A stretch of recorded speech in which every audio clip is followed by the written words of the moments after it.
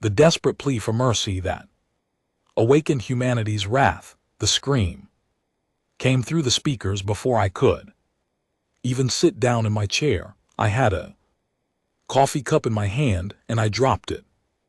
The hot liquid splashed across the floor of the bridge and nobody noticed because every single person on my ship was staring at the main speaker like it was a ghost. My name is Captain Henry Brooks and I have been flying ships for the Earth Survey Fleet for almost 20 years. I have heard every kind of signal a person can hear in deep space, distress calls, static from dying stars, the quiet hum of nothing at all, but I had never heard anything like this. It was a voice that did not belong to any human being. It was high and shaking and it was crying. The sound came in waves like the speaker was trying to push out words, but kept losing the strength to do it. Behind the voice, I could hear other sounds crashing, a deep boom that shook the recording, smaller voices maybe, children screaming in some language I could not understand. My second in command, Lieutenant Clara Holt, was standing next to her station, with her hand pressed against her mouth. The communications officer, a young man named Peter Walsh, was hitting buttons with shaking fingers, trying to clean up the signal. Captain Peter said, "Translation matrix is working on it. Give me 30 seconds. I picked up the broken pieces of my coffee cup and put them on the corner of the console. I do not know why I did that. My hands needed something to do." The voice on the speaker kept crying. "Where is it coming from?" I asked. 6 light years off our route, sir," Clara said. Her voice was tight. "A system we have not mapped yet. The signal is broadcasting on every frequency we have, and a few we don't even use anymore. Whoever this is, they are pointing the message at the whole sky. They want anyone to hear it." The translation matrix beeped. Words started to come through, mixed with the voice, slow and broken. "Please, we have nothing. We surrender. We give everything. Please, children, we have children. Please show kindness. Please, anyone who can hear us. Please." The bridge was silent. My crew was 42 people. We were a science ship. We had 2 small defense weapons that we used to break up small rocks, and that was it.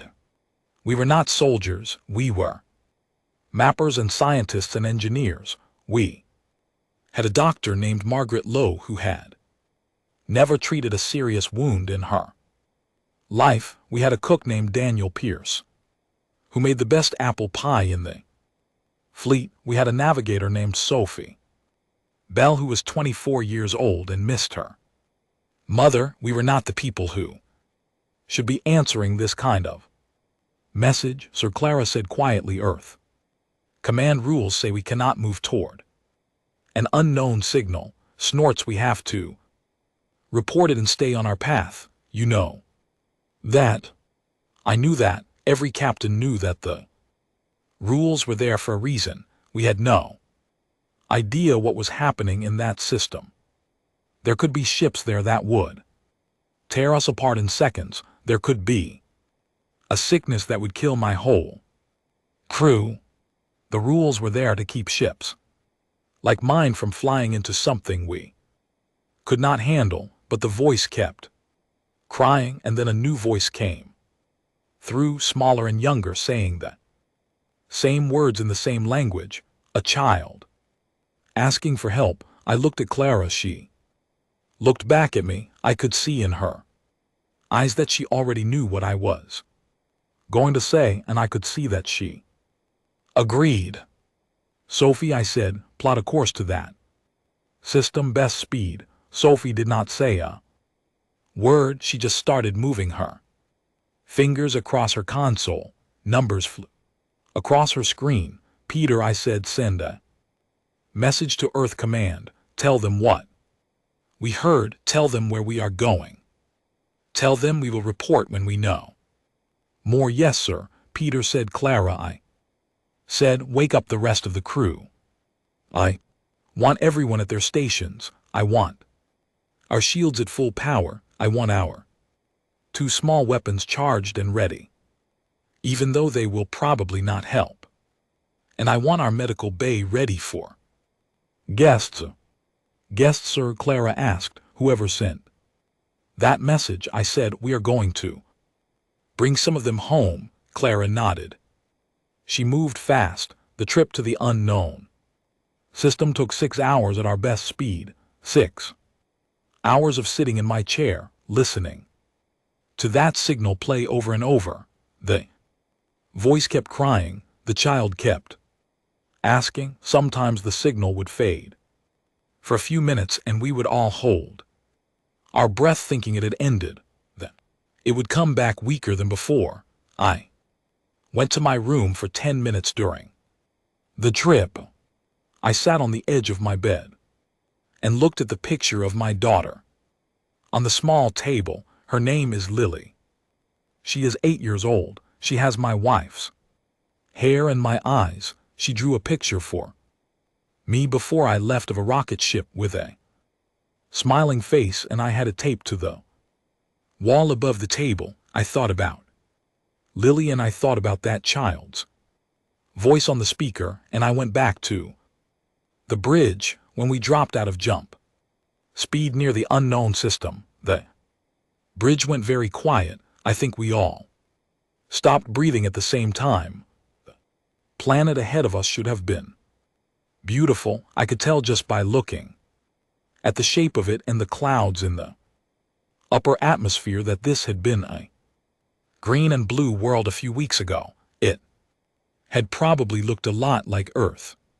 There were places where I could still see the shapes of oceans and the curves of what used to be coastlines.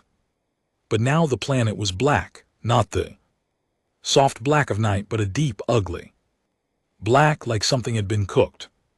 Snort's long red lines burned through the surface, glowing through the smoke that covered most of the world. The atmosphere was thick with ash and dust. Whole continents looked broken, like someone had taken a hammer to them. Around the dying planet, hundreds of ships floated in the cold. Most of them were broken in half or had holes punched through them or were drifting with no power. They were beautiful ships. Even broken, they were shaped like long flowers with curving lines and soft colors that I had never seen in any human design. Whoever built these ships had loved making them. You could see the care in every line. Sir Peter said, his voice almost a whisper. The signal is coming from one of those ships, the big one near the moon. I looked at the screen. The big ship was the only one still glowing with power. It was holding together, but only just. I could see places where its hull was cracked open and small clouds of escaping air drifted around it like fog. Take us in slowly, I said, hands away from the weapons. I want our lights on bright and our whole markings showing. I want them to see exactly what we are. Sophie moved us forward, gentle and slow. I felt every meter of the journey in my chest. When we got close to the big ship, a small light blinked on its side, a door opening just a little. They are inviting us, Clara said. They have docking port. They want us to come aboard. Tell them we are coming, I said. Margaret, get your medical kit. Clara, you have the bridge. I am going over there, sir. You should not be the one to go. Clara said, that is not the rule. I know what the rule is. I said, I am still going. Whoever is on that ship needs to see a captain. They need to know that someone took this seriously. I did not tell her the other reason. The other reason was that I had been thinking about Lily for 6 hours, and I Could not sit on this bridge one more minute without doing something with my hands. We crossed over to the big ship. In a small shuttle, Margaret came with me and two of my engineers, a woman named Grace Holloway and a man named Owen Chase. We did not bring weapons. It did not seem like the right thing to bring. The inside of the alien ship was warm and full of soft light.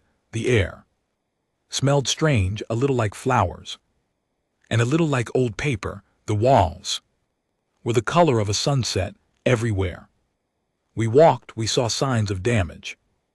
Burned panels, broken doors, long dark streaks that I did not want to think about too much. A figure waited for us. In the main hall, she was tall, taller than any of us. Her skin was pale and clear, almost see-through, and I could see soft blue lines moving under it like rivers. Her eyes were huge and wet, and they were a deep dark color that I had no name for. She wore a long robe that had once been white but now had dust and burn marks on it. She held herself up with one hand against the wall. She looked very, very tired. You came, she said. The translator on my belt turned her words into English. Her voice was soft but clear. We did not believe anyone would come. My name is Henry Brooks, I said. I am the captain of the Earthship Patience. We heard your message. How can we help you? The tall woman closed her eyes for a moment. When she opened them, water fell from them. Just like human water, just like tears. My name is Vashon, she said. I am the last speaker of my people. We were called the Telari. We numbered 4 billion 3 weeks ago. Now we are 8,000.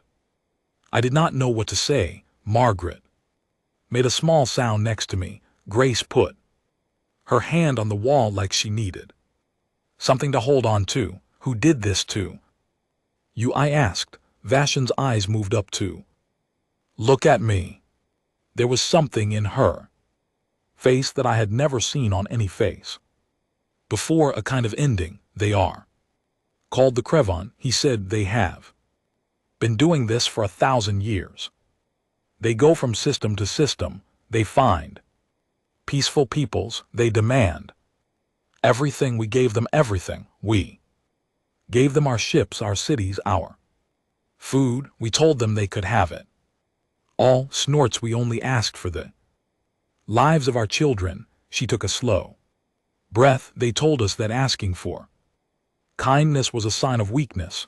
They told us that any people who beg deserve to end. They said the sky must be cleaned of all who plead. Then they did this. She raised her hand and pointed out the window at the burned planet below. How many other peoples have they done this to? I asked. Vesen looked at me for a long time before she answered. You are the 43rd people they have come for, she said. Your world is next. They follow the signals of the dying. They are coming. I felt cold all the way through me. Cold. How long do we have? I asked. They are already moving. Vesen said. They will be here in 3 days. They will see your ship. They will mark you, and then they will go to your home. I stood there in that warm, soft light on a ship full of the last of a beautiful people, and I thought about Lily. I thought about her drawing of the rocket. I thought about my wife Anna, who would be making dinner right now, back in our little house in the green hills. I thought about every person on Earth, billions of them, who had no idea that something was coming. And then I thought about something else. I thought about the fact that the Creon had never met us. They had never met humans. They thought we were like the others. They thought we would beg. I looked at Vashon. I looked at my crew. I looked at the burned world below us. Vashon, I said, I need to send a message home. I Need to tell them everything, will you? Let me record your words, will you tell my people what was done to your people? Why, she asked, will it save you? No, I said, but it might save someone else.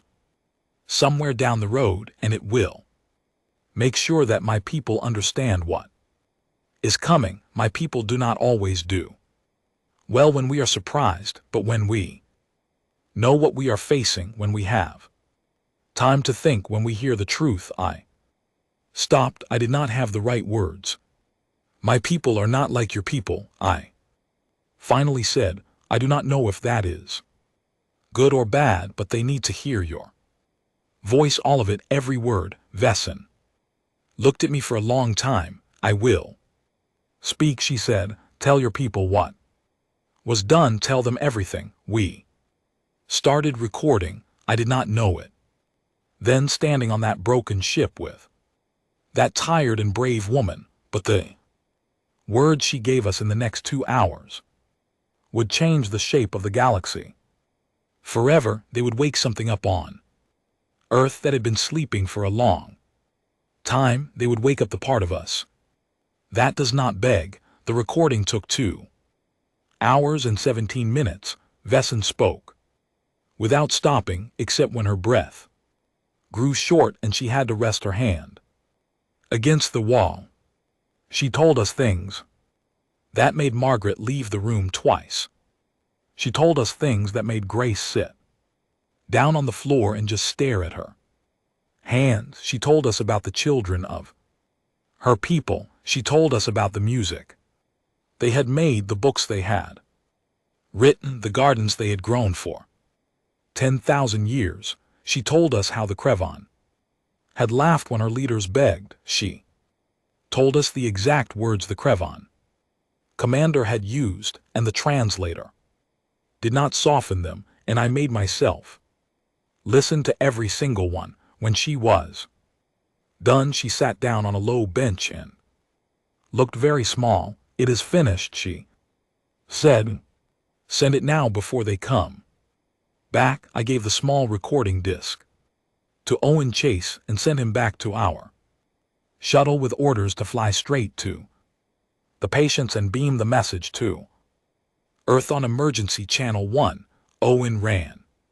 He did not walk. I have known Owen for 6 years. I have never seen him run before. While we waited, I sat down next to Vess. On the bench, Margaret was checking the wounds of 3 Tari children who had been brought into the hall. The children were quiet. They watched her with those big dark eyes, and they did not cry even when she cleaned a deep cut on the smallest one's arm. Tari children, I learned, only cry when they are happy. When they are scared, they go silent. Silence in that room was the worst thing I had ever heard. How many of your people are still alive on the ship? I asked Vashon. On this ship 400, she said. On 6 other ships in this system. Perhaps 7,000 more. Most are wounded. Many will not live another week without proper care. Our medicines are gone. Our food is almost gone. We have been waiting and waiting, hoping someone would hear. How long have you been broadcasting? I asked. 11 days, she said. We started the moment the last city fell. We did not really think it would matter. The Krevan have hunted in this part of the sky for centuries. Everyone who lives here knows their name. Everyone who lives here knows that helping the marked is the same as becoming marked yourself. We thought no one would dare. We did not know who you were. I said, we did not know about the Krevan. We came because someone was crying. Vesson turned her head to look at me. Her dark eyes searched my face. You came because of crying, she said slowly, like she was testing the words. You did not know us. You did not know if we were dangerous. You did not know if we would harm you. You came anyway. Yes, I said, and you say your people will be the same when they hear my Words, I thought about that for a long moment. I thought about my wife and my daughter. I thought about the people I had grown up with, the ones who shoveled snow off their neighbors' driveways, the ones who raised money for children they had never met, the ones who pulled strangers out of burning cars. But I also thought about the other side of my people, the harder side, the side that did not forget, the side that when pushed past a certain point became something altogether different, I think. So I said, I think they will care. I also think they will be very, very angry. Vesson nodded slowly. She did not ask me what that meant. I think she could tell. I did not entirely know myself. A bell rang somewhere on the ship. Vesson looked up sharply, and so did the other Telari in the hall. The pale light in the walls flickered, then steadied. What was that? I asked. A ship just dropped out of fast travel near the edge of the system, Vesson said. Her voice was suddenly thin. Only one, a scout. Perhaps the Creon always sends scouts before the main fleet. I stood up so fast that my knee popped. I tapped my wrist communicator. Clara, I said, tell me you are seeing what they are seeing. Yes, sir. Clara said, one ship, small, fast, Creon design, matches the records Vesson gave us. It is moving toward us slowly. It has not opened any weapon ports yet. How long until it gets to us? 20 minutes, maybe a little less. Get Owen back from the patients the moment he sends that message. I want everyone back on our ship. I want the docking clamps released and the engines warm, Sir. Clara said. What about the Telari? We cannot leave them here. I looked at Vashon. Vesson looked at the wounded children. Margaret was still cleaning up. How many of your people on the ship can move? I asked. All of them if they must, Vashon said. But we have nowhere to go. The patients cannot hold 400 people, much less 7,000. It can hold 400 for a few days if we use every space we have. I said, we will figure out the rest later. Vashon, tell your people on the other 6 ships to power down. Tell them to play dead. Tell them to do nothing that will make the scout look at them. We will come back for them. They will not believe you, she said softly. Tell them anyway, I said. Vashon rose to her feet. She took a deep breath, and then she began to speak in her own language into a small device on her wrist. Her voice was weak but firm. She did not have to speak for long.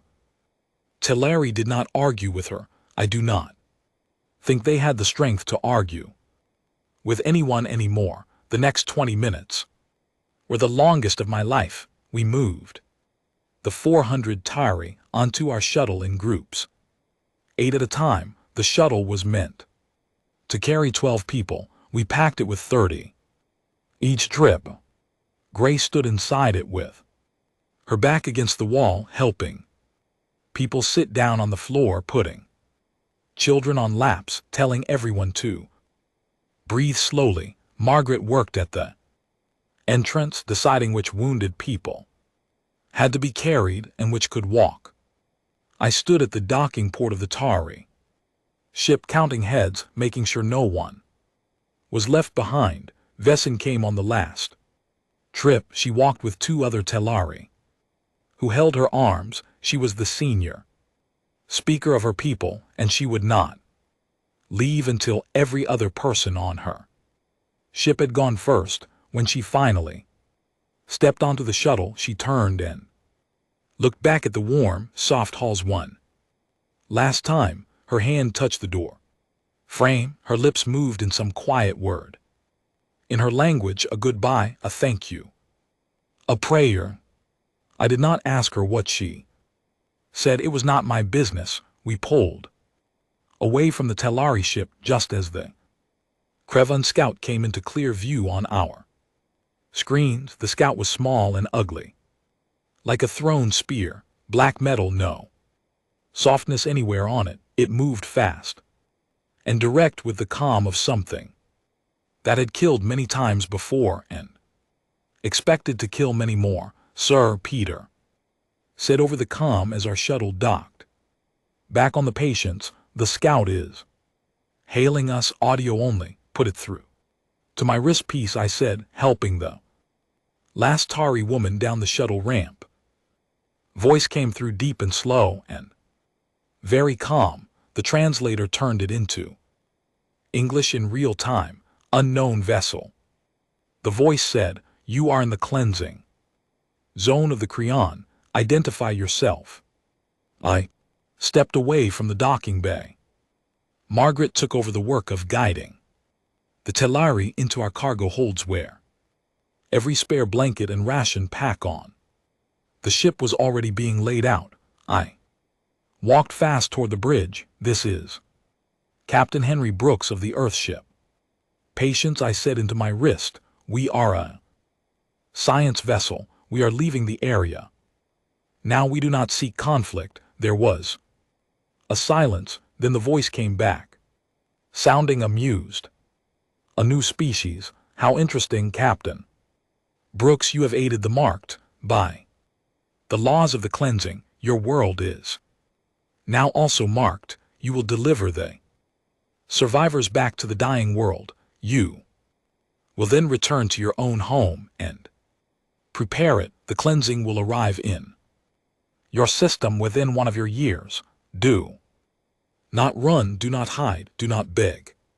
To beg is to invite a slower ending. This is the only mercy we will offer. Do you understand?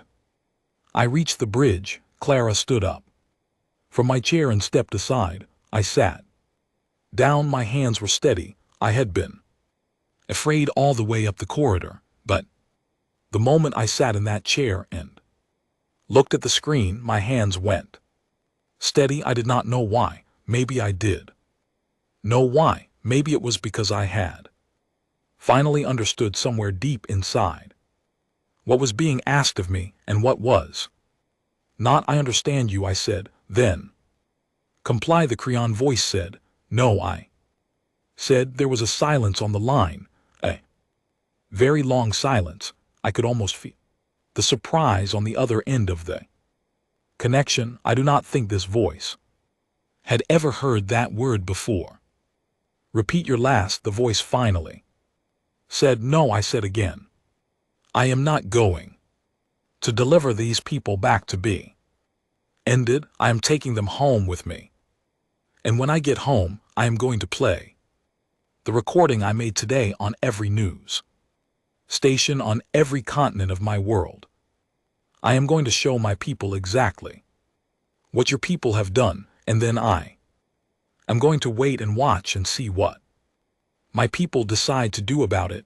Another silence. You speak as if your people are dangerous, the voice said. There was a hint of something in it now, curiosity, almost like a person who had found a strange bug and was poking it with a stick. You speak as if your warning means anything. We have ended 42 civilizations, Captain Brooks. We have ended ones with great fleets and ones with great minds. We have ended ones who fought and ones who knelt.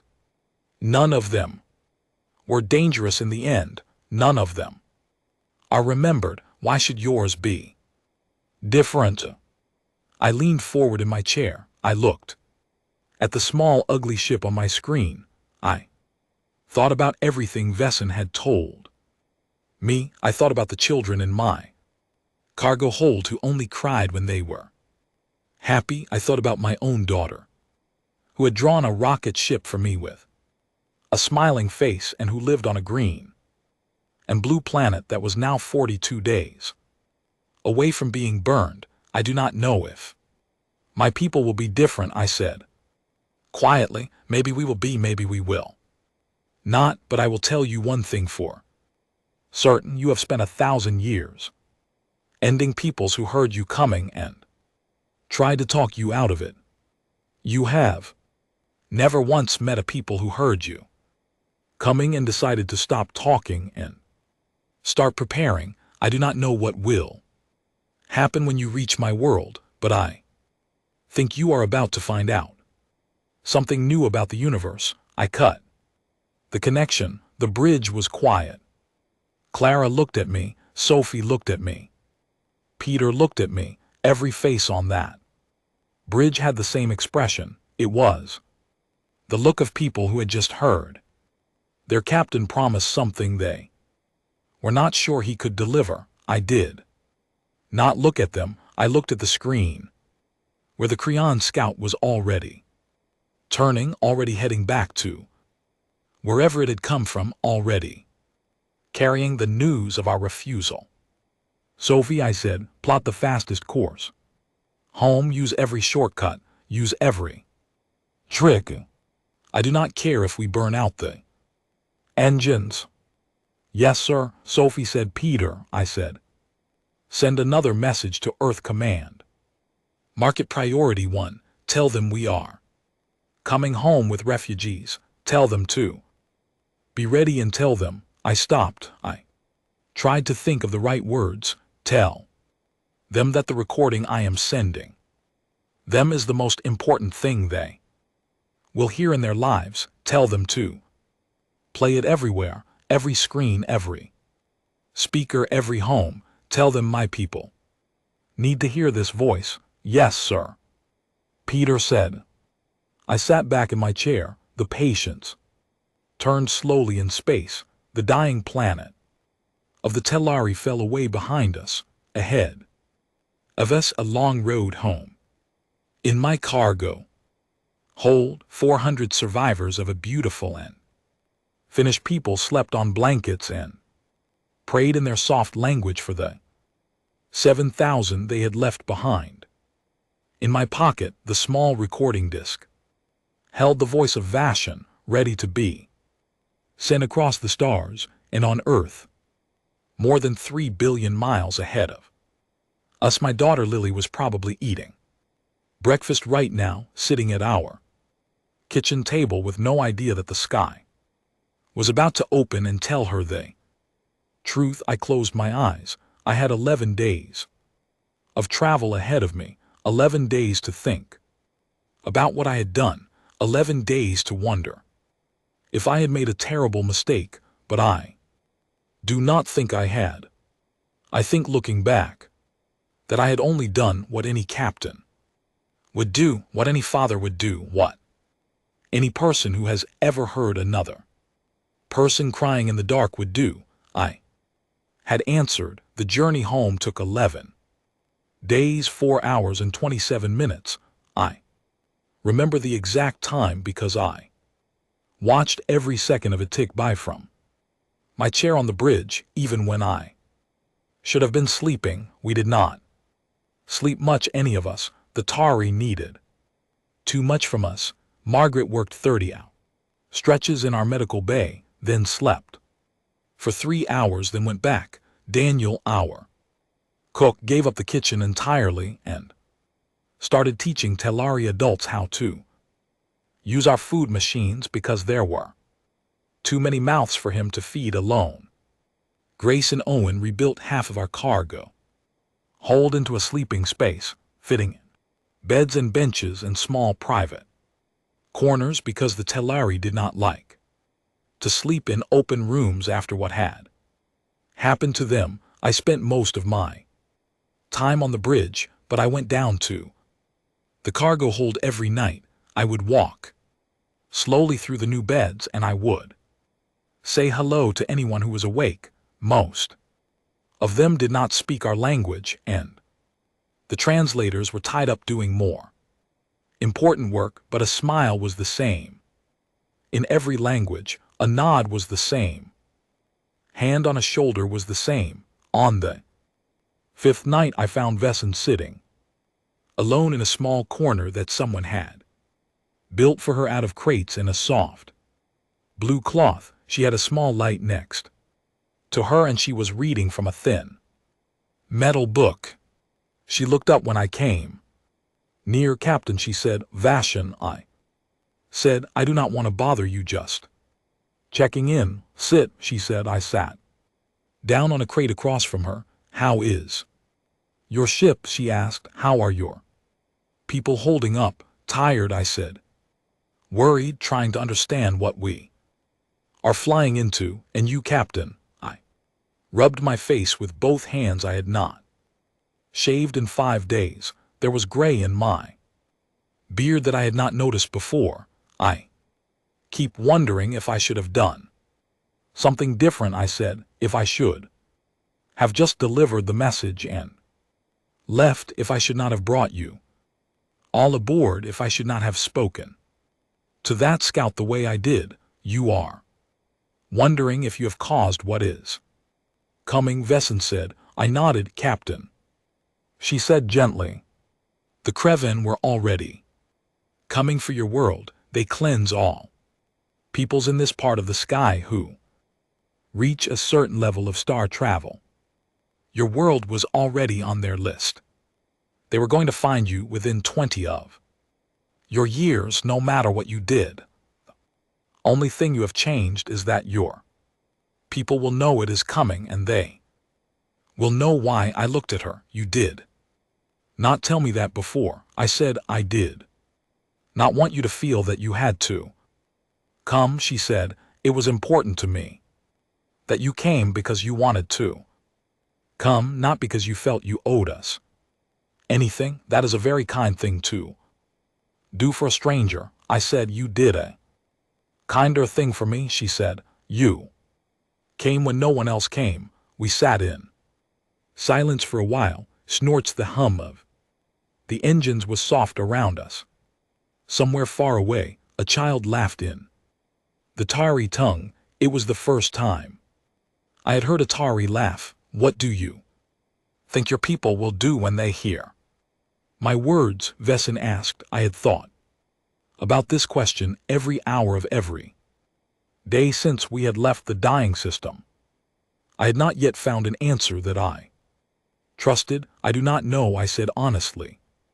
We are confusing people. We argue about everything. We have 100 countries, and they all have their own ideas. We have wasted whole years arguing about small things while big things passed us by. There is a part of me that worries. We will hear your story and we will say the right things, and we will hold meetings, and we will write papers, and then we will forget, because that is what we sometimes do. And the other part, Vess, thinks that there is something inside my people that we do not show very often. Something old, something that goes back to when we lived in caves and there were big animals in the dark, something that wakes up when we really know that someone wants to end us. I do not see it often. Most days I am glad I do not see it, but I have seen it once or twice in small ways on small problems, and I think it is real, and I think your message will wake it up. Vashan tilted her head slightly. It was a Telari gesture, like a human nodding. That is a strange thing to say about your own people, she said. It is a strange thing to feel, I said. We did not talk much more that night. I left her with her book and went back to the bridge, but her question stayed with me. What would my people do? On the 7th day, I got my first answer. Message came through from Earth Command. It was a long one. The first part was official. The patient was given a clear flight path home with priority over all other traffic. We were to dock at the Pacific Orbital Station, where medical teams and diplomatic teams would be waiting. The Telari would be cared for. We were not to worry about that. Second part of the message was less official. It was a personal note from Admiral Margaret Hill, the commander of the Earth Fleet. I had met her twice in my career, both times briefly. She was a tall woman with silver hair and eyes that did not blink very often. The note read like this: Captain Brooks, your recording arrived 2 days ago. We have analyzed it. We have analyzed your report. We have analyzed every word from the Krevon scout that you transmitted to us. We have shared all of it with the world governments. The world governments have shared all of it with their people. As of this morning, every human being on Earth and in the colonies has heard the voice of Vashon and the voice of the Krevon commander, everyone. Since that broadcast, we have received more than 3 billion direct messages from the public. They are still coming in. I want you to know what they are saying. They are saying one word mostly over and over, from every country, from every age, from every faith. The word is no. We are not going to be the 43rd. Stay safe. Captain, bring our guests home, then come find me. We have work to do. Hill. I read the note 3 times. Then I put it down on my console and I sat for a long time without speaking. Clara was watching me. I could tell even though I was not looking at her. What does it say, sir? She asked quietly. I did not trust my voice yet. I gestured for her to read it herself. She came over and read it, and she let out a long, slow breath when she was done. They heard. She said the whole world heard. They heard. I said, what do you think they are doing right now? She asked. I shook my head. I do not know, I said, but I think we are going to find out very soon. We did find out. The patients came home on the morning of the 11th day. We had been worried that home would feel different after what we had seen. We had not understood how different. The first thing I noticed as we approached Earth was the lights. Earth at night from space has always been a beautiful thing. Cities glowing on the dark side of the planet, tiny golden patterns where humans had built their homes and roads. I had seen Earth from space many times over my career, and I always felt a small ache in my chest when I came home. But this time the lights were different. There were too many of them. Sophie, I said, what am I looking at? Sophie pulled the picture closer on the main screen. She blew it up and we saw what was happening. There were lights everywhere, in places where there should not have been lights, out in the oceans, up in the high mountains, in the deep deserts, hundreds of lights, thousands of lights where there had been only darkness before. Construction, Clara said quietly. Sir, those are construction lights. They are building day and night all over the planet. We dropped into the atmosphere. We came down through the clouds and we saw the surface for the first time, and Peter said a word that I will not repeat, but that I forgave him for. The world was awake. Every shipyard on Earth, every factory, every great workshop was running. Smoke and steam rose from places that had been quiet for years. New ships were being built in great open frames, dozens at a time, in places where one ship had been built every 6 months before. Old factories that had made cars and washing machines were turning out parts for warships. New factories were going up in fields with workers swarming over them like bees, building a hive. And it was not just the factories, it was everything. We landed at the Pacific Station.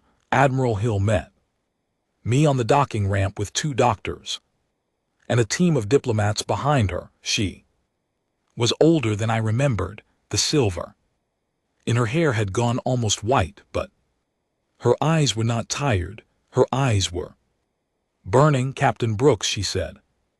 Admiral, I said, your guests in the cargo hold. I said, Vashon, the senior speaker, is with them. They are weak but alive. There are 7,000 more of them in The system we left, they are hidden. Playing dead waiting, we will go back. For them, Hill said simply, within the month. I blinked, within the month. Admiral, you will see, she said. She walked me through the station. She told me what had happened in the 11 days I had been gone. The recording had played. First on emergency, broadcast in every country on every screen at the same hour, then it had been replayed every hour on every channel for 2 days. Then the people had not needed it replayed anymore because they had memorized it. Children memorized it, grandparents memorized it. The voice of Vashon asking for kindness was now the most heard voice in human history. The argument started right away. Some people said we should hide. Some people said we should try to talk to the Creon. Some people said we should run. The arguments went on for a day and a half. Then on the second day something shifted, Hill said. It was hard to describe even now. There had been no big speech. There had been no single moment. There had just been a kind of quiet that fell over the planet. Like everyone was thinking the same thought at the same time, and then in city after city, people started showing up at their local government offices. They did not protest. They did not shout. They asked calmly what they could do to help. By the third day, every shipyard in the world had a waiting list of volunteers 2 mi long. By the fourth day, factories that had been making toys were making power cells for warship engines. By the 5th day, the world governments had agreed, all of them, every single one, to a single emergency plan. They had not agreed on anything in 20 years. They agreed on this in 18 hours. By the time the patients landed on the 11th day, Hill told me more than 400 new warships were under construction. 400 in a week and a half. By people who in most cases had never built a warship before and were learning as they went. How is that even possible? I asked her as we walked through a long window that looked out over a field of construction lights. Below, it is possible, Hill said, because every single human being on this planet heard a voice asking for kindness, and heard a voice telling that first voice that asking for kindness was a weakness, and they decided all at once what that meant. We are not very smart, Captain. We argue about everything. We waste years on small things, but once in a great while we hear something that we cannot unhear, and then we move. I looked out at the lights. How much time do we have? I asked. The Crevon commander said 1 year, Hill said. Our best estimate based on the data you sent is between 10 and 12 months. We will be ready before then. Ready for what exactly? I asked. Hill turned and looked at me. Her eyes were still burning. Ready to go meet them, Captain, she said. We are not going to wait for them to come here. We are going to go to them. I stared at her. We are going to take the war to them, I said. We are going to take many things to them, Captain. Hill said. We have a lot to discuss. The Telari have given us coordinates of 42 other systems, 42 peoples who were ended before us. We have decided as a species that we owe each of those 42 peoples a visit. Even if there is nothing left to save, we are going to visit each one, and we are going to leave a marker, and we are going to remember. She paused. And then we are going to find the Crevon, she said. All of them, not just the ships that are coming for us, all of them, their fleets, their bases, their home worlds.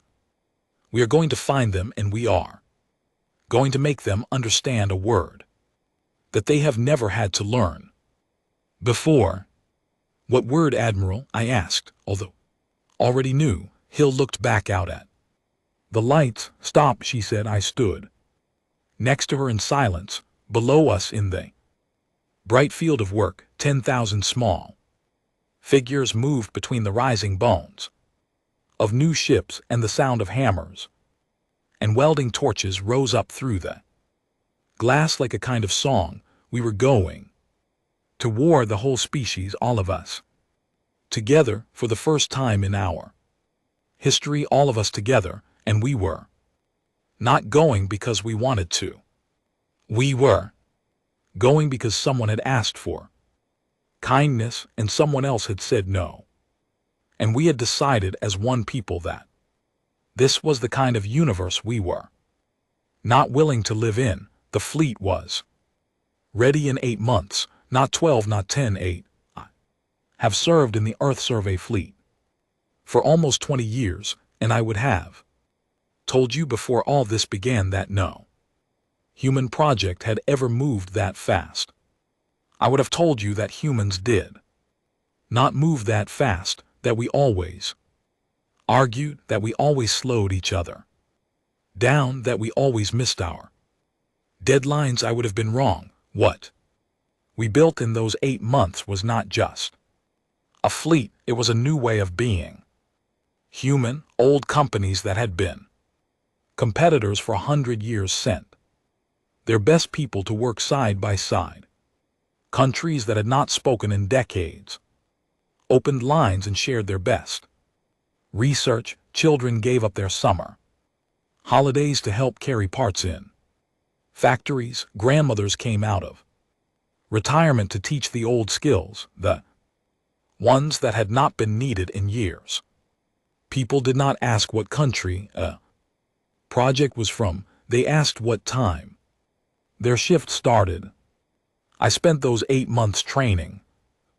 Patience was a survey ship, and I had been a survey captain. Now I was being asked to command a destroyer, a real warship with weapons I had never used, and crew rules I had never learned.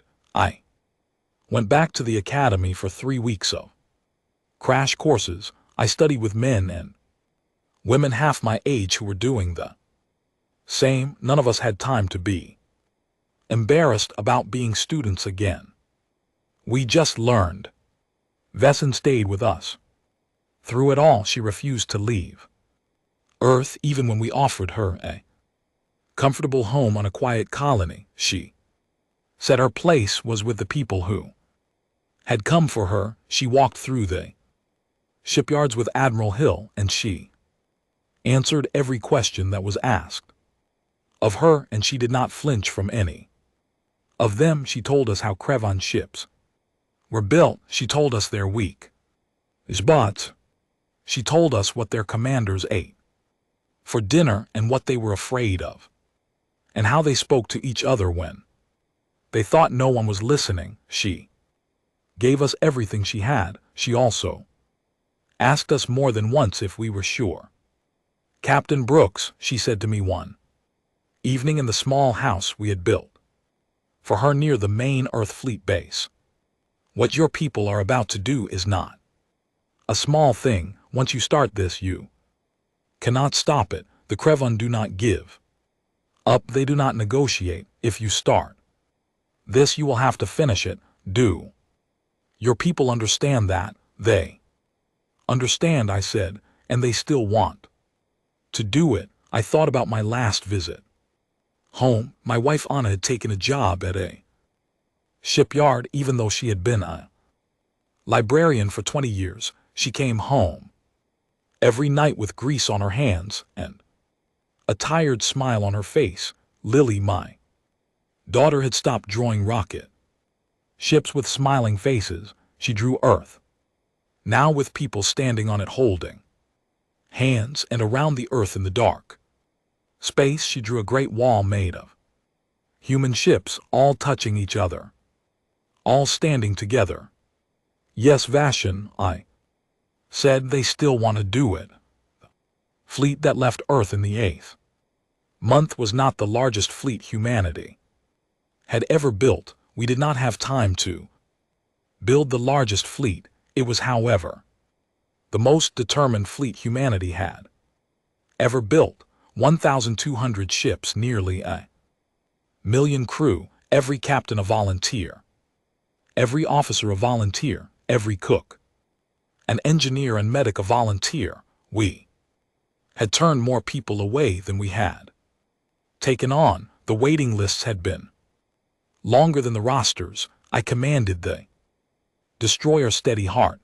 My crew was 300 strong. My second in command was Clara Holt, the same Clara who had stood with me on the Patience when the first signal came in. Sophie Bell was my navigator.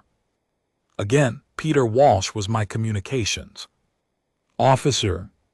Margaret was my chief medical officer. Owen and Grace were my chief engineers. We had asked all of us to stay together. Admiral Hill had said yes, because she understood something important. The crew of the Patience had been the first humans to hear Vessen's voice. We were the ones who had brought her home. There was a kind of meaning in that, and Hill respected meanings. Fleet flew first to the Telari system. We had promised Vessen that we would go back for the 7,000 survivors who had been left hidden on the 6 damaged ships. 8 months had passed. We did not know how many would still be alive. We did not know if any would still be alive. Vessen came with us. She rode on the lead ship, the carrier Bright Morning, where Admiral Hill had her command station. When we dropped out of fast travel above the Telari home world, Vessen was the first to see her dead world again. She did not cry. I do not think she had any tears. Clear's throat left. She just stood at the window and looked, and her hand moved up to touch the glass. 7,000 were still there. 6,413 of them, to be exact. They had lasted on what little they had, eating less than they should have, drinking water made from melted ice they cut from the moons. They had played dead exactly as Vessen had asked for 8 months. The Krevon had sent 2 scouts in that time, and the Telari had powered down everything, including their heat, and they had survived 2 cold sweeps where they had to lie still in the dark and listen to the scouts pass. 600 had not survived those sweeps. We brought all 6,413 aboard our ships. We gave them food and warmth and medicine. Many of them, when they saw Vashan again, did the strain Telari laugh that only happens in joy. The sound of 6,000 Telari laughing at once after 8 months of silence was something I will carry with me until I am old. Then we set our course for the next system on the list. We visited each of the 42 ended worlds. We did not stop fighting our way through them because there was no fighting to be done. Krevon did not stay. They came, they ended, they moved on. The worlds we visited were quiet places. Some had been ended a year ago. Some had been ended 1,000 years ago. We landed on each one. We walked through the old cities. We placed a marker on each world, a simple stone with words carved on it in the language of the people who had lived there, and in our language too. The words said the same thing in every tongue. We came, we saw, we remember. We took recordings on each world. We collected what we could of the books and the songs and the small everyday things that told us how those people had lived. We put it all on our ships. We were going to bring it home. We were going to build a place on Earth where every one of those 42 peoples would be remembered, where their music could still be played, where their words could still be read. None of them were entirely gone while we still remembered them. It took us 4 months to visit every one of the 42 worlds. By the time we reached the last one, we had found the Krevon, a small Krevon scout, had crossed our path on the way to the 39th world. We did not chase it, we let it watch us and let it report back. We wanted them to know we were coming. We wanted them to have time to think about it. We wanted them to sit for once in the dark the way their 42 ended peoples had sat in the dark. The scout brought us a message 3 days later. It was from a Kreen general called Valro the Untouched. The message was short. Earth Fleet, we do not understand what you are doing. The cleansing of your world is not yet upon you. You have many months. Still, why have you come into the deep sky? Why have you visited the resting places of the cleansed? Reply or face the consequences of your silence. Admiral Hill read the message on the bridge of the bright morning. She read it once, she read it again, then she looked up, sent a reply. She said, audio only, open frequency. I want every Kreon in the deep sky to hear it. Communications officer nodded. Hill stood up. She walked to the center of the bridge. She did not raise her voice. She did not need to.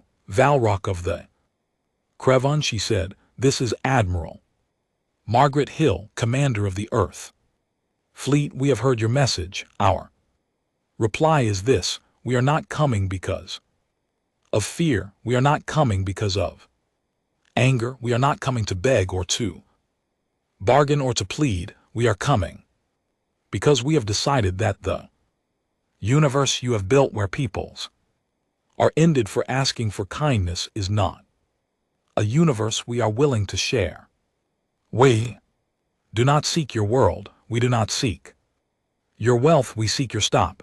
You will stop today or tomorrow or in a year or in 10 years. You will stop. We will find you and we will speak with you, and you will agree to stop. If you do not agree, we will keep speaking. We will not run out of words. We will not run out of patience. We have 8 billion of us. We have learned in the last year how to make 100 ships in a month. We can keep making them for 1,000 years if that is what is needed. You have a choice now that you have not given to anyone else. You can stop on your own, or we will help you stop. Choose. End. Reply. The message went out. It went to every Krevon listening post, every base, every fleet, every world. It was repeated in every Krevon dialect we had been able to learn from Vashan and the other survivors we had picked up. It was repeated for 3 days on every frequency without stopping. The first Krevon reply came from a small fleet of 40 ships that came toward us at speed. We met them in open space. We did not destroy them. We disabled them ship by ship, weapon system by weapon system, with new tools that our engineers had built in the 8 months back on Earth. We took them apart like a clock. When their ships were quiet, we boarded them and we took the Krevon crews into our holds. We did not harm them. We fed them. We treated their wounded, and we played on a loop in their own language the message we had sent. We let them listen. We let them think.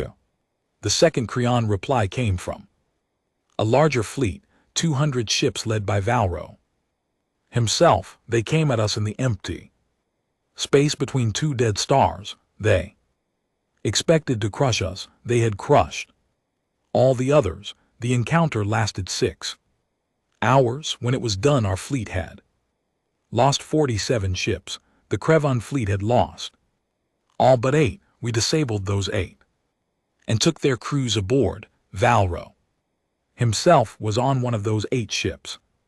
He was brought before Admiral Hill in the main bay of the bright morning, in front of cameras that were broadcasting back to Earth, where Hill had been told every screen on the planet was showing the moment live. Valro was a tall thing, much taller than a human, with hard plates over his body and 4 arms that ended in clever hands. His face had no soft parts. His eyes were small and bright. You expected to win, Hill said to him. I expected to end you, Valra said. Translator made his voice sound calm. Many fleets have come for us in the past. None have been remembered. Why should yours be? You will remember us, Hill said, but we did not come here to be remembered, Valro. We came here for a single answer to a single question. Will the Krevan stop? Valro looked at her for a long time. Then he made a sound that was probably a laugh. You ask for our surrender, he said. I do not ask for your surrender, Hill said. I ask for your stop. There is a difference. You can keep your worlds. You can keep your people. You can keep your ways in your own places. I ask only that you stop ending other people's. Stop the cleansing. Speak the word, and we will go home. And if I do not speak the word, then we will go to your worlds, Hill said simply, and we will speak the word for you, and we will stay there in your skis until your people speak it back to us with their own voices freely. We will not harm your worlds, Valro. We will not end you, but we will not leave you alone either, not while you are still hunting. We will follow you forever until you stop. Forever is a long time. We have plenty of it. Do you? Valro was silent for a very long moment. We are warriors, he finally said. We do not stop. Stopping is a weakness. You may believe that, Hill said, but I do not think your people believe it anymore. Your people heard our message. They have been hearing it for weeks now. We have been speaking to them in their own words. On every frequency we can find, we have been telling them about the 42 worlds you ended. We have been showing them recordings of children begging your fleets for kindness. We have been telling them that they have been lied to, that their leaders like you told them that asking for kindness was weakness, when it was you who were weak all along for being unable to give it. We have been telling them that they can stop anytime they want. They are listening, Valro. Not all of them, but more of them than you would guess. She paused. Your people are not your fleet, Valro, she said. Your people are mothers and fathers and children just like ours. They have been told what to think for a long time. We are giving them, perhaps for the first time, another choice. You can fight us. You can keep fighting us, but you will be fighting us in front of your own people who are listening, and your people are going to make their own choice soon, with or without you. Valro did not speak for a long time. Finally, he said, what you are doing has never been done before. Yes, Hill said, we know. She let him go. That part surprised me when it happened. She let him go. She gave him back one of his ships. She repaired it, and she sent him home. She told him to think about what she had said. She told him to talk to his people. She told him that we would wait. We have time, Valro, she said as he left. We can wait a long time.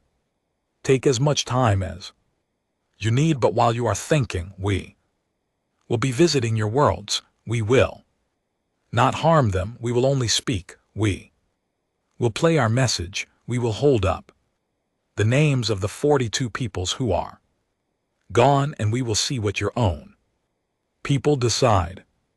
He left. The fleet moved on toward the Krevan home worlds. There were 11 of them in a tight cluster of stars, far from where they had been ending other peoples. I did not know then how this story would end. None of us did, but I knew as I stood on the bridge of the Steady Heart and watched our fleet move forward into the sky that something had changed in my people that would never change back. We had become in the space of a single year the people who do not let things stand.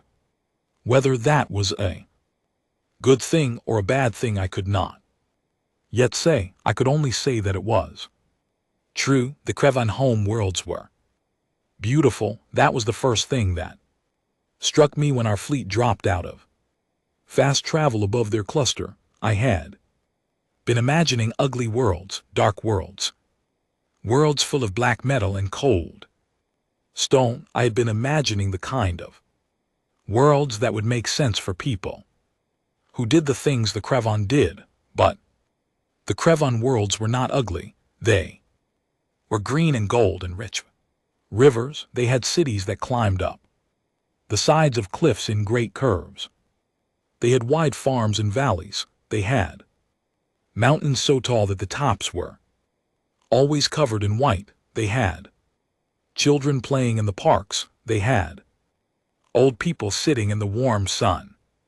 They had families and friendships and songs. Vesson stood next to me on the bridge of the steady heart looking at the screen. Her face was very still. They are not different from us, Captain, she said.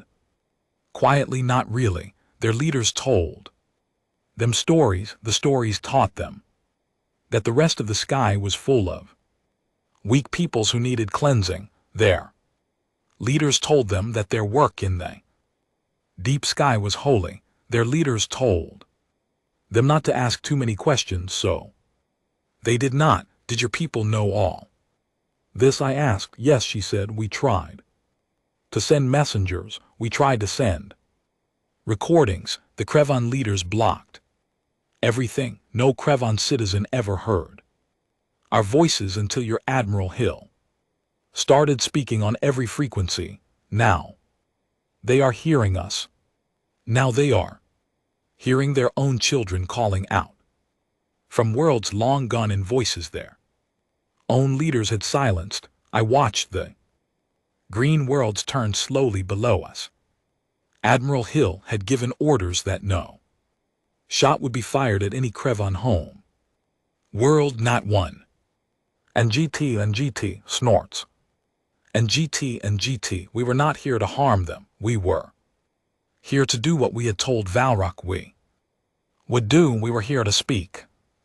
Fleet moved into orbit around all 11 Kreon worlds, 1,200 human ships plus the 400 more that had been built and sent after us in the month since we had left Earth, almost 1,600 ships in total. We did not have to fire a single one of them. We just held our positions and we opened our channels and we began. For 3 weeks, we broadcast our message every hour on every frequency in every Krevan dialect into every home and every street. The message was Vesson's voice asking for kindness. Then the message was the voice of a Krevan child recovered from a recording the Krevan leaders had buried, asking why her brother had been sent to fight in the deep sky and never come home. Then the message was the names of the 42 ended peoples read out one by one in their own languages and in hours slowly.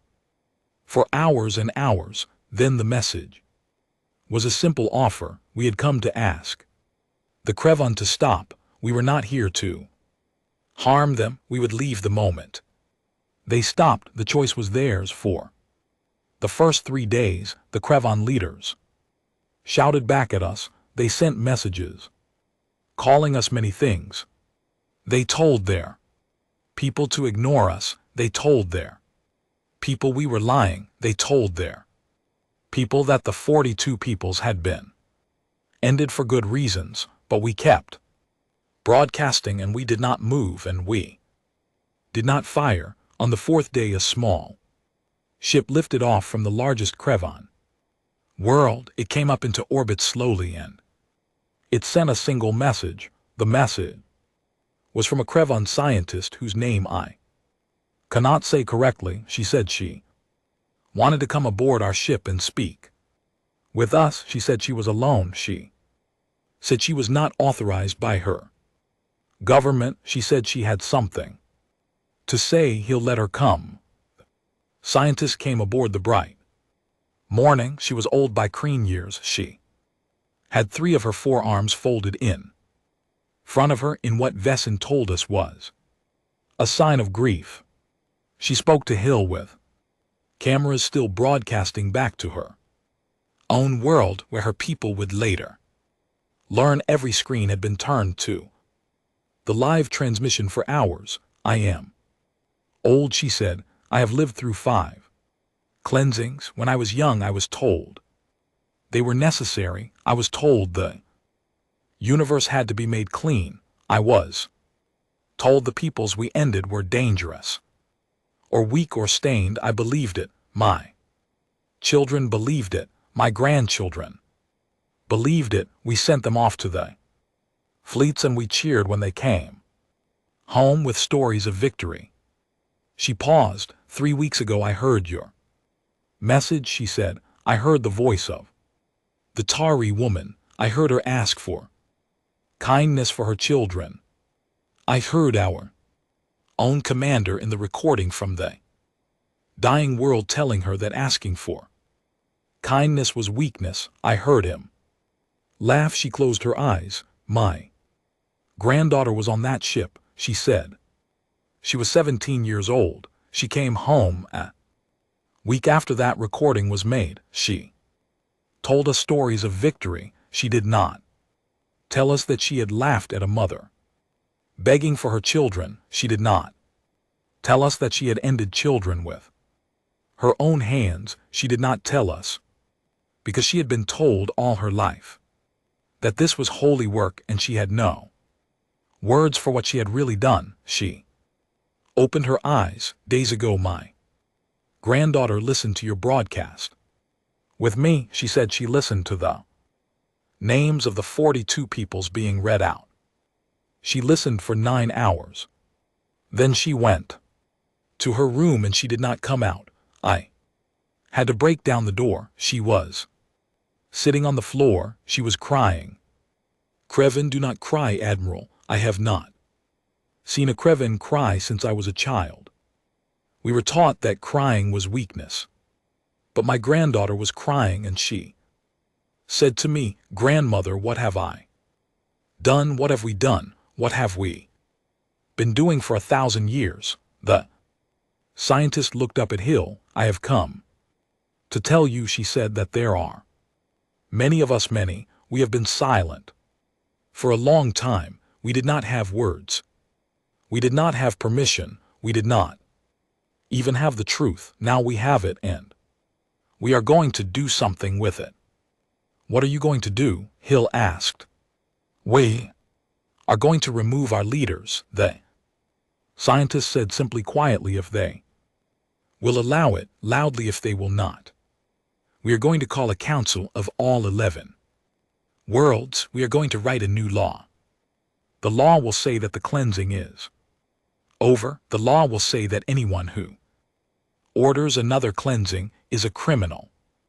The law will say that the Kreen have a great debt to pay to 42 peoples and that we will spend the next 1,000 years paying it. She paused. We are also going to ask, she said, if your Admiral Hill and the Telari speaker Vess will help us. We do not know how to apologize for what we have done. We do not even have the words for it. We will need help. Will you help us? Hill looked at Vashan. Vesson stepped forward. She was very tall, but she walked slowly, like every step took something out of her. She stopped in front of the Krevon scientist. The scientist had 4 arms. Vesson had 2. They looked at each other for a long moment. Then Vesson reached out one hand. The Krevon scientist looked at the hand. She had probably never been touched by a non-Revan before. She slowly reached out one of her own 4 arms. She placed her clever hand into Veshens, we will help, Vessen said.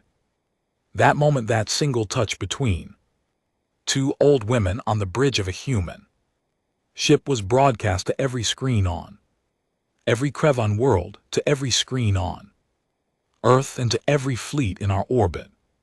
I am told that on Earth more than 5 billion people watched it live, and that for 10 full seconds after the moment ended, no one anywhere said anything. The world just sat in silence. Then Earth started crying. I did not learn that until later. My wife Anna told me. She said she had been at the shipyard watching the broadcast on a big screen with 300 coworkers, and that when Vessen and the Krevon scientists touched hands, every single person at that shipyard sat down on the floor and cried, not from sadness, not exactly from joy, from something else, something in between. The kind of crying you do when you have held your breath for a year and you are finally allowed to breathe again. Next 4 months were the strangest months of my life. The Krevon did what their old scientists had said they would do. Their leaders fought it at first.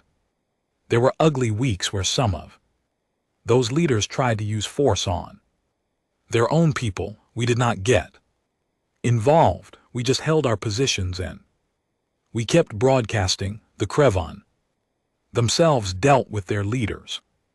They were strong people, and once they had their truth, they did not need our help to clean their own house. A new Creon Council was formed. It included the old scientist whose name turned out to be Mavoth. It included Valro, who came back to us with a different look in his small bright eyes, and who asked quietly if he could be useful. It included a young Krevon woman who had been arrested for trying to send messages out of the cluster years before, when she had first started asking too many questions. The new council wrote a law. The law was simple. The cleansing was over. The Krevon would never end. Another people, the Krevon would spend the next 1,000 years rebuilding what they could on the 42 worlds they had ended, where life could still be planted. The Krevon would welcome any survivors, like the Telari, into their cluster as honored guests for as long as they wished to stay. The Krevon would write the names of the ended in their own monuments, in their own cities, in their own children's school books, so that no Krevon child would grow up not knowing what had been done. The law was passed by the new council and then sent to all 11 Krevon worlds for the people to vote on. It passed on every world. Not a single world voted against it. The Krevon themselves, when given the truth, chose differently than their leaders had chosen for them. I do not think they will forgive their old leaders ever, but they did the work. They did it themselves. Our fleet stayed in orbit until the law was passed. Then we began to leave, not all at once. Some ships stayed with crews of teachers and doctors and farmers to help with the work of rebuilding. Most of the warships went home. The Steady Heart was one of the last to leave. I stood on the bridge as we pulled away from the Krevon home cluster. Vessen was next to me. We had become friends in the long year we had spent on this journey. We did not need to talk much anymore. We just stood there watching the green and gold world shrink behind us. What now, Captain? Vessen asked. Now we go home, I said, and we try to remember who we were before this all happened. Vessen did her tilted head nod. You will not go back to who you were before, she said gently. I am sorry, but that is true. You have changed. Your whole people have changed. You have learned that you can do this. You have learned that you can build a fleet in 8 months, that you can cross the deep sky together, that you can stop 1,000-year cleansing without ending the people who did it.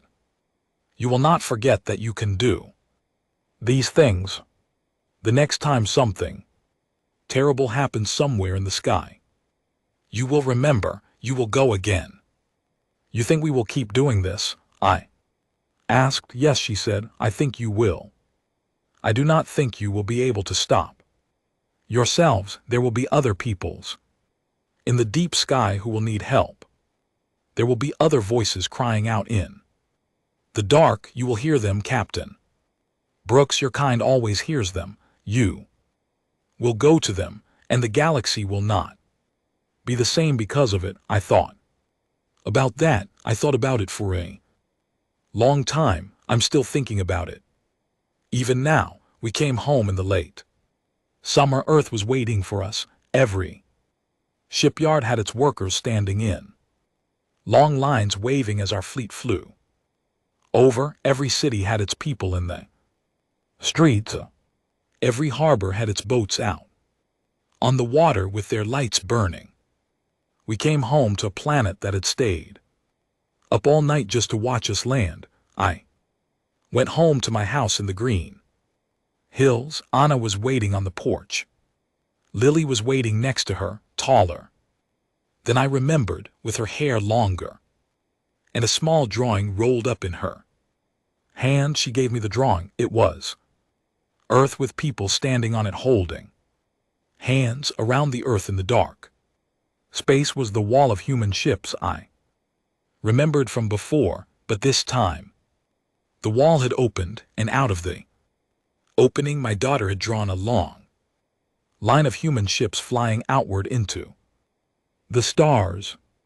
At the front of the line was a small ship with a smiling face, just like the rocket she had drawn for me long time ago when I was a different captain on a different ship in a different version of the world. I asked her what the drawing meant. She thought about it for a moment. It means we are going to go where the crying is, Daddy.